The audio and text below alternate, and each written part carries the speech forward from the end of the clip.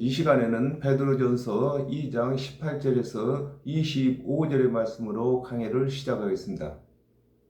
사한들아 범사에 두루함으로 주인들에게 순복하되 선하고 간용하는 자들에게만 아니라 또한 까다로운 자들에게도 그리하라 그랬습니다.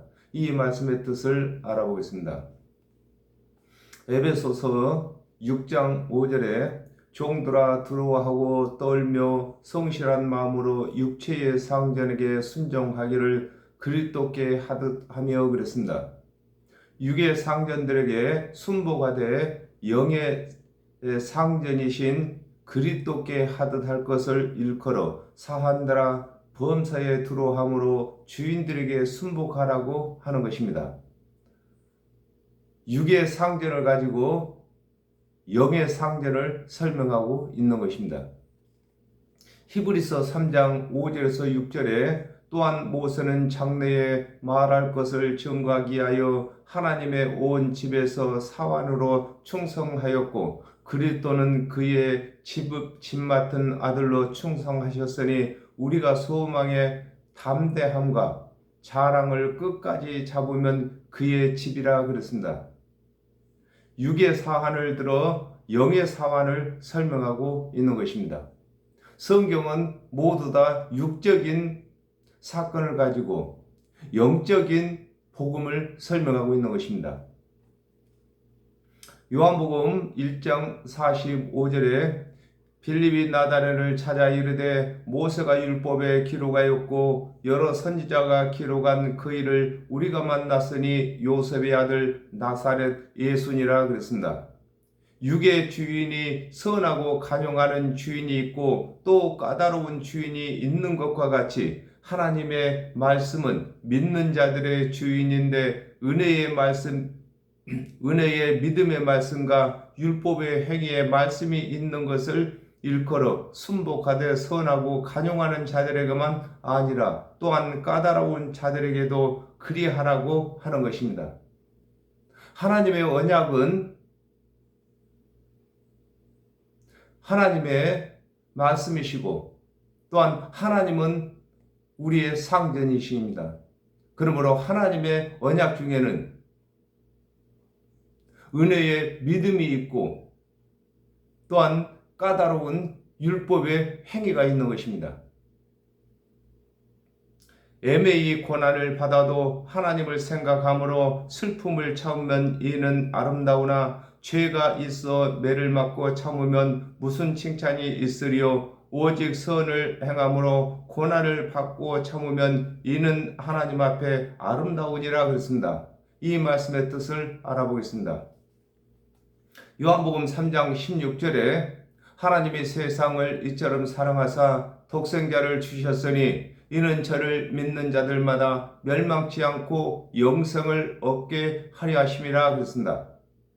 예수 그리스도의 대속의 은혜를 믿는 자가 율법을 준행치 못한 죄인으로 정죄를 받아도 믿음을 지키는 것을 일컬어 애매히 고난을 받아도 하나님을 생각함으로 슬픔을 참으면 이는 아름다운 것이라고 하는 것입니다. 아담과 하와가 범죄한 이후에 하나님께서 언약하신 오신 그리스도의 대속의 은혜를 믿는 것이 하나님의 일이며 가장 선한 일인 것입니다. 그러나 예수 그리스도의 대속의 은혜를 믿는 자들을 율법을 지어넣지 못한다고 정죄하는 것을 설명하고 있는 것입니다. 요한복음 16장 9절에 죄에 대하여라 하면 저희가 나를 믿지 아니하며 그랬습니다. 예수 그리스도의 대속의 은혜를 믿지 아니하는 자에게 율법을 강화시키심으로 강화시키신 율법을 준행하고자 해도 구원이 없는 것을 일컬어 죄가 있어 매를 맞고 참으면 무슨 칭찬이 있느냐고 하는 것입니다. 예수 그리스도의 대속의 은혜를 믿지 아니하는 자가 아무리 율법을 잘 준행한다 할지라도 아무 이익이 안 되는 것을 두고 죄가 있어 매를 맞고 참으면 무슨 소용이 있냐고 하는 것입니다. 요한복음 15장 18절에 세상이 너희를 미워하면 너희보다 먼저 나를 미워한 줄 알라 그랬습니다. 예수 그리스도의 대속의 은혜를 믿는 일 때문에 고난을 받는 것을 두고 오직 선을 행함으로 고난을 받고 참으면 이는 하나님 앞에 아름답다고 하는 것입니다. 예수 그리스도의 대속의 은혜를 믿는 것으로 하여금 핍박을 받는 것을 두고 선을 행하다가 고난을 받고 참으면 하나님 앞에 아름다운 것이라고 하는 것입니다. 이를 위하여 너희가 부르심을 입었으니 그리스도도 너희를 위하여 고난을 받으사 너희에게 본을 끼쳐 그 자취를 따라오게 하려 하셨느니라 그랬습니다. 이 말씀의 뜻을 알아보겠습니다. 마가복음 16장 15절에 또 가라사대 너희는 온 천하에 다니며 만민에게 복음을 전파하라 그랬습니다. 예수 그리스도께서 복음을 전하시다가 고난을 받으신 것과 같이 예수 그리스도의 대속의 은혜를 믿는 자들 또한 복음을 전하기 위하여 고난을 받을 것을 일컬어 이를 위하여 너희가 부르심을 입었다고 하는 것입니다. 예수 그리스도의 대속의 은혜를 믿는 자들은 영생을 얻습니다. 영생을 얻는과 동시에 예수 그리스도를 대신해서 복음을 전파해야 할 의무도 있는 것입니다. 그 의무를 행할 때에 고난도 따라오게 되는 것을 설명하고 있는 것입니다. 히브리서 2장 3절에 우리가 이같이 큰 구원을 등한히 여기면 어찌 피하리요? 이 구원은 처음에 주로 말씀하신 바요 들은 자들이 우리에게 확증한 바니 그랬습니다. 예수 그리스도께서 복음을 전하시기 위하여 가진 고난을 받으신 것과 같이 예수 그리스도의 대속의 은혜를 믿는 자들도 그리스도의 대속의 은혜를 전하기 위해서는 어떤 고난도 감수해야 할 것을 일컬어 그리스도도 너희를 위하여 고난을 받으사 너희에게 본을 끼쳐 그 자취를 따라오게 하려 하셨다고 하는 것입니다. 그렇습니다. 예수 그리스도의 대속의 은혜를 믿는 자들은 예수 그리스도와 함께 영광도 함께하고 부활도 함께하고 고난도 함께 하는 것을 설명하고 있는 것입니다. 저는 죄를 범치 아니하시고 그 입에 괴사도 없으시며 그랬습니다. 이 말씀의 뜻을 알아보겠습니다. 이사야 53장 12절에 이러므로 그로 존귀한 자와 함께 분깃을 얻게 하며 강한 자와 함께 탈취한 것을 나누게 하리니 이는 그가 자기 영혼을 버려 사망에 이르게 하며 범죄자 중 하나로 헤아림을 입었음이라. 그러나 실상은 그가 많은 사람의 죄를 지며 범죄자를 위하여 기도하였느니라 하시니라 그랬습니다. 예수 그리스도께서 죄를 범치 아니하셨으나 죄인으로 정죄받아 고난을 당하신 것을 일컬어 저는 죄를 범치 아니하셨다고 하는 것입니다. 예수 그리스도께서 죄를 범치 아니하시고 죄인들을 위해서 고난을 받으셨으므로 죄인들은 대신 대속의 제물이 되시기 위해서 고난받으신 예수 그리스도를 생각하고 그 복음을 전할 때에 어떤 고난이 온다 할지라도 이겨내야 하는 것을 설명하고 있는 것입니다. 이사야 53장 7절에 그가 곤욕을 당하여 괴로울 때에도 그 입을 열지 아니하였으며 마치 도수장으로 끌려가는 어린 양과 털 깎는 자 앞에서 잠잠한 양같이 그 입을 열지 아니하였도다 그랬습니다. 예수 그리스도께서 죄를 범치 아니하셨으나 죄인과 같이 형벌을 받으실 때에도 변명을 하시지 아니한 것을 일컬어 그 입에 괴사도 없으셨다고 하는 것입니다. 괴사란 변명을 말하는 것입니다. 예수 그리스도께서는 죄를 범하지 아니하였음에도 죄인과 같이 십자가 형벌을 받으실 때에도 변명을 하지 아니하신 것을 설명하고 있는 것입니다. 욕을 받으시되 대신 욕하지 아니하시고 고난을 받으시되 이업하지 아니하시고 오직 공의로 심판하시는 자에게 부탁하시며 그랬습니다. 이 말씀의 뜻을 알아보겠습니다. 마가복음 15장 32절에 이스라엘의 왕 그리스도가 지금 십자가에서 내려와 우리로 보고 믿게 할지어다 하며 함께 십자가에 못 박힌 자들도 예수를 욕하더라 그랬습니다. 예수 그리스도께서 욕먹을 일을 하시지 아니하셨으나 욕을 하는 자들에게 욕하지 아니하신 것을 두고 욕을 받으시되 대신 욕하지 아니하셨다고 하는 것입니다. 예수 그리스도께서는 욕을 들으실 일을 하지 않으셨습니다. 그러나 욕하는 자들을 대신 욕하지 아니하시고 하나님께서 정하신 대속의 재물의 그 길을 가게 된 것입니다. 그러므로 예수 그리스도의 대속의 은혜를 믿는 자들 또한 어떠한 욕을 먹는다 할지라도 예수 그리스도를 대신해서 복음을 전하는 그 길을 가야 하는 것을 설명하고 있는 것입니다. 누가복음 23장 34절에 이에 예수께서 가라사대 아버지여 저희를 사하여 주옵소서 자기의 하는 것을 알지 못함이라 하시더라. 저희가 그의 옷을 나눠 제비 뽑을세 그랬습니다. 예수 그리스도께서 십자가에 못 박는 자들을 위하여 기도하신 것을 일컬어 고난을 받으시되 위협하지 아니하셨다고 하는 것입니다. 사람들은 어떤 고난이 다가오면은 없는 일도 있는 것처럼 변명하게 되어 있습니다. 그러나 예수 그리스도께서는 하나님께서 정하신 대속의 제물로서 그리스도로서 그 일을 다하기 위해서 변명하지 아니하신 것을 설명하고 있는 것입니다. 요한복음 3장 18절에 저를 믿는 자는 심판을 받지 아니하는 것이요 믿지 아니하는 자는 하나님의 독생자의 이름을 믿지 아니하므로 벌써 심판을 받은 것이니라 그랬습니다.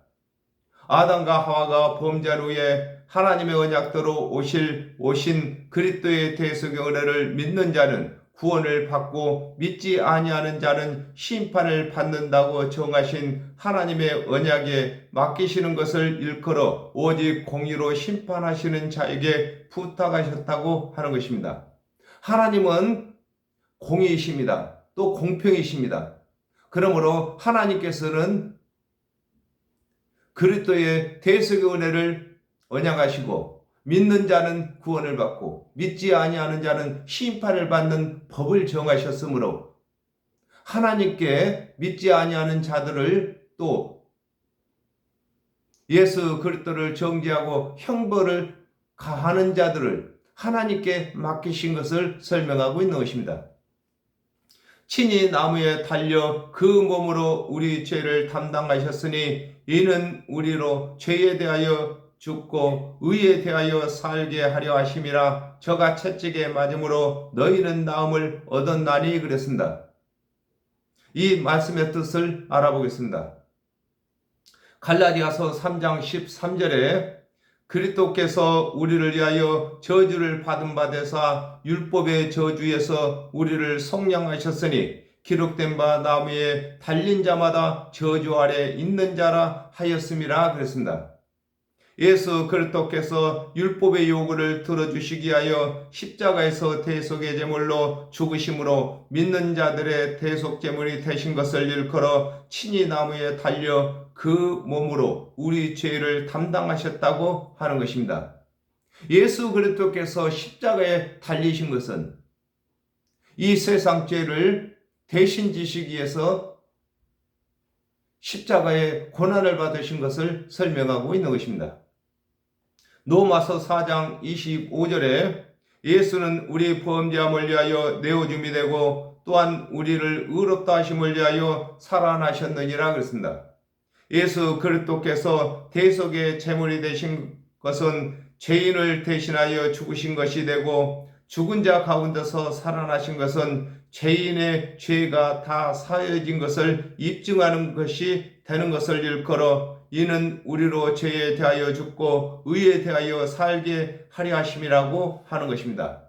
예수 그리스도께서 십자가에서 죽으신 것은 우리의 죄 때문에 죽으신 것을 두고 우리의 죄 때문에 죽고 또 예수 그리스도께서 부활하신 것은 우리 죄를 다 갚으신 것이 입증하기 위해서 살아나신 것을 두고 우리로 함께 살게 하신다고 하는 것입니다. 이사야 53장 5절에 그가 찔림은 우리의 허물을 인하며 그가 상함은 우리의 죄악을 인함이라. 그가 징계를 받음으로 우리가 평화를 누리고 그가 채찍에 맞음으로 우리가 나음을 입었도다 그랬습니다. 예수 그리스도께서 채찍에 맞으신 것은 믿는 자들의 나음을 위하여 맞으신 것을 일컬어 저가 채찍에 맞음으로 너희는 나음을 얻었다고 하는 것입니다.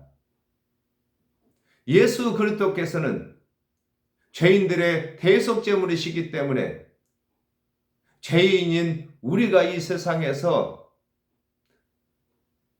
당해야 하는 여러 가지 일들을 대신 당하신 것을 설명하고 있는 것입니다.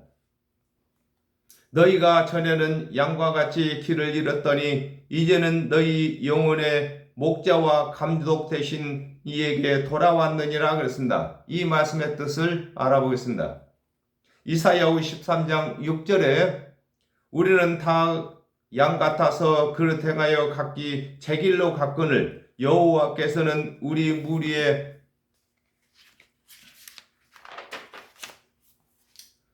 죄악을 그에게 담당시키셨도다 그랬습니다.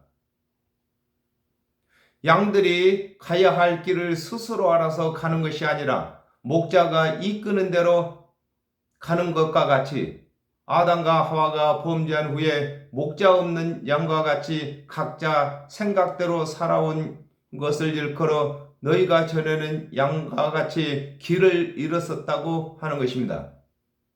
아담과 하와가 범죄한 이후에 모든 사람은 자기가 생각에 좋을 대로 또 세상 유전이나 세상 교훈을 따라서 그리 살았는데 예수 그리스도께서 대속제물이 되심으로 그를 믿는 믿음으로 사는 것을 두고 전에는 양과 같이 각기 제 길로 갔거늘 이제는 목자와 감독 되시는 이에게 돌아왔다고 하는 것입니다. 요한복음 10장 1절에서 2절에 내가 진실로 진실로 너희에게 이르노니 양의 우리의 문으로 들어가지 아니하고 다른 데로 넘어가는 자는 절도요 강도요 문으로 들어가는 이가 양의 목자다 그랬습니다. 예수 그리스도께서는 하나님의 언약대로 오셔서 하나님의 언약대로 죽으시고 하나님의 언약대로 살아나신 것을 두고 양의 우리로 들어온 목자라고 하는 것입니다. 하나님의 언약대로 오지 않는 지도자는 그리스도가 아니고 강도요 절도라고 하는 것입니다. 생명을 죽이기 위해서 온 것을 설명하고 있는 것입니다. 요한복음 14장 26절에 보혜사 곧 아버지께서 내 이름으로 보내실 성령 그가 너희에게 모든 것을 가르치시고 내가 너희에게 말한 모든 것을 생각나게 하시리라 그랬습니다. 예수 그리스도의 대속의 은혜를 믿는 자에게는 성령을 주셔서 그들의 마음을 간섭하게 하는 것을 일컬어 감독에게 돌아왔다고 하는 것입니다. 그렇습니다. 모든 일에는 감독이 있는 것입니다. 감독이란 그 일을 잘 하는지 못하는지 감독하는 것입니다. 이와 같이 예수 그리스도의 대속의 은혜를 믿는 자들에게 성령이 임하시면은 성령께서 간섭을 하시는 것입니다.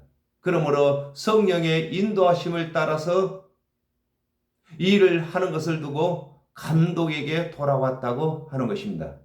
예수 그리스도께서는 우리의 목자시고 또 감독이 되시는 것입니다. 그러므로 예수 그리스도의 대속의 은혜를 믿는 자들이 이방인처럼 살 수가 없는 것이며 악한 길에 들어서지 아니하는 것입니다. 이는 목자와 감독이 되시는 예수 그리스도께서 우리 안에 계시기 때문인 것입니다.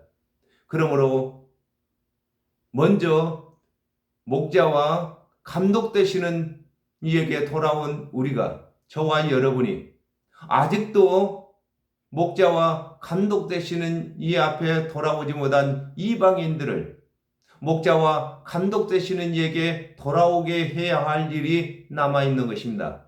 이 일을 위해서 고난을 받아도 참아야 하는 것이고, 먼저 믿는 자들이 가장 우선으로 여겨야 할 것이 이방인들에게 영성을 얻도록 길을 인도하는 것이 첫 번째가 되어야 되는 것입니다. 오늘은 여기까지 하겠습니다. 감사합니다.